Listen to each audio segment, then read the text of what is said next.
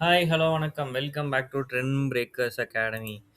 So மார்க்கெட்டில் வந்து intraday movement வந்து ரொம்ப ஒஸ்ட்டாக போயிட்டுருக்கு. கேண்டல்ஸோட மூவ்மெண்ட் வந்து சுத்தமாகவே இல்லை. டே பை டே வந்து ரொம்ப ஒஸ்ட்டு மூவ்மெண்ட்டாக தான் கொடுத்துட்ருக்காங்க. ஒரு ஹை லோ அப்படியே தான் ஓடிட்டுருக்கு. ஸோ இன்றைக்கி வந்து ஒரு கேப் அப் ஓப்பனிங். ஆக்சுவலி வந்து போன வாரம் ஃப்ரைடே வந்து டவுசன் அண்ட் நாஸ்டாக் வந்து ஹாலிடே. ஸோ அதனால் அந்த லாஸ்ட் ஆக்சுவலி வந்து ஃப்ரைடே நம்மளோட மூவ்மெண்ட்டை பேஸ் பண்ணி தான் இன்றைக்கி ஓப்பனிங் நடந்தது.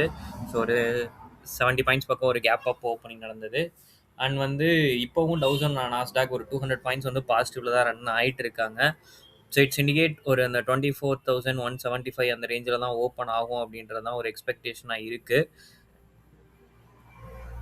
ஸோ அப்படி ஓப்பன் ஆகும் பட்சத்தில் ஆக்சுவலி இன்ட்ராடேல மூவ்மெண்ட் இல்லை, பட் ட்ரெண்ட் வந்து நான் சொல்லியிருந்தேன்.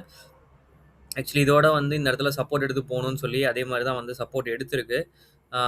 ஸோ சப்போர்ட் எடுத்தாலும் இந்த இடத்த பிரேக் பண்ணணும். 24,175 பிரேக் பண்ணுச்சு அப்படின்னா திரும்ப அடுத்த ஸ்விங்காக அப் ட்ரெண்டில் மேலே போக சான்சஸ் இருக்குது. இப்போ இருக்க ஒரு ஃப்ளோவில் பார்க்கும்போது ஸோ நெக்ஸ்ட்டு வந்து 24,600 வரைக்குமே போகிறதுக்கான பாசிபிலிட்டிஸ் இருக்குது. ஸோ அதுக்கு முன்னாடி 2 ரெசிஸ்டன்ஸும் இருக்குது.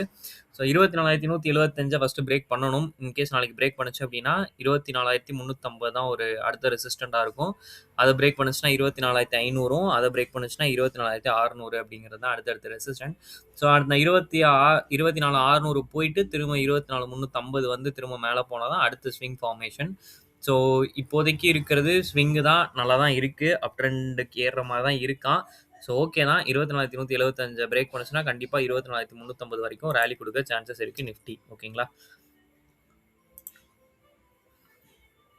பேங்க் நிஃப்டியும் அதே மாதிரி தான். ஓகே, அவன் வந்து நல்லாவே சப்போர்ட் பண்ணி கொடுத்துட்டாங்க. அவனால நம்ம வந்து குறைய சொல்ல முடியாது. ஓகேங்களா?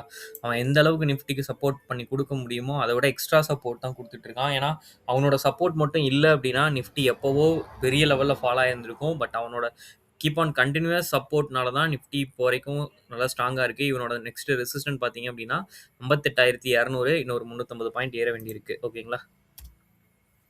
ஐடி எப்படா ஏறும் அப்படின்ற மாதிரி தான் ஒரு கொஸ்டின் எல்லாரும் மனசுலையும் இருக்குது. ஸோ ஏறுவானா இல்லையா அப்படின்றது வந்து ரொம்ப ஒரு கன்ஃபியூஷன். கிட்டத்தட்ட 20-23% வரைக்கும் ஃபால் ஆயிருச்சு.